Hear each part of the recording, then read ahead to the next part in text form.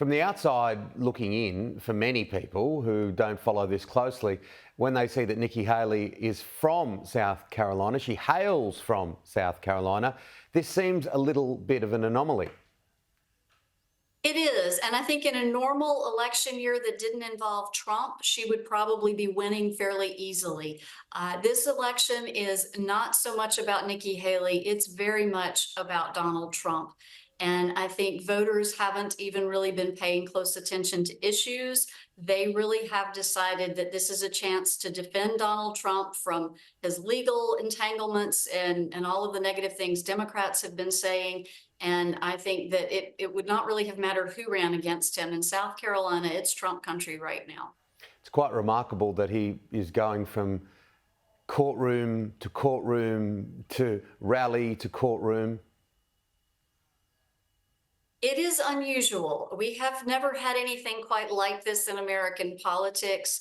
And I don't think anybody but Donald Trump could probably pull this off. I think any normal politician from a political background rather than a background in reality television would have been sent to the sidelines a long time ago.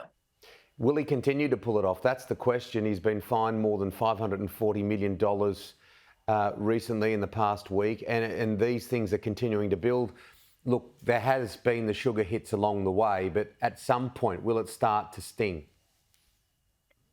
I think certainly the legal consequences may be catching up with him in the current fines. It doesn't look like he will be able to avoid those things for much longer. But I think as far as voters are concerned, they're going to continue to support him in the Republican Party. I've seen no evidence yet that any of these indictments or legal troubles are costing him voters. In fact, as those indictments started rolling in over the last year, he's actually improved his support among Republicans. And so unless he were actually convicted in one of the federal trials rather than these state trials, I think he's probably going to continue plowing straight on through to the nomination. Joe Biden says he's going nowhere. He's very much on the front foot. How will Biden-Trump rematch go? It is not something that most of us in the United States are looking forward to, and yet it does seem to be where we're headed. I think Biden's going to focus on a couple of things. I think one, he will continue to make Trump himself part of the campaign message, and particularly the concerns about Trump's threats to democracy in the wake of his rejection of the last election outcome. I think that Biden's also going to lean in on some issues that Democrats do well on right now.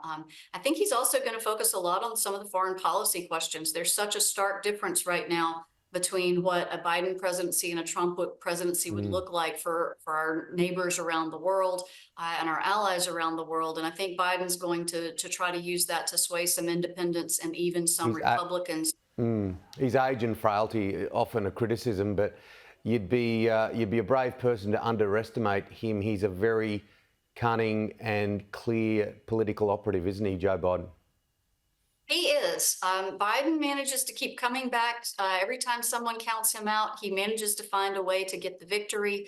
And I would not count him out. I think the media have been focused on his age, but it's partly because there are no real scandals to focus on with Joe Biden.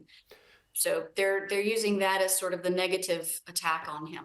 Yeah, and of course, he's just announced more sanctions on Russia after the untimely death of Alexei Navalny. Yes, he has announced those sanctions. It looks like they're going to try to focus on the supply lines to Russia's military and industrial operations. Unfortunately, sanctions often take a while to kick in, and sometimes countries are able to find ways to adapt around them. So we'll see how significant that actually turns out to be.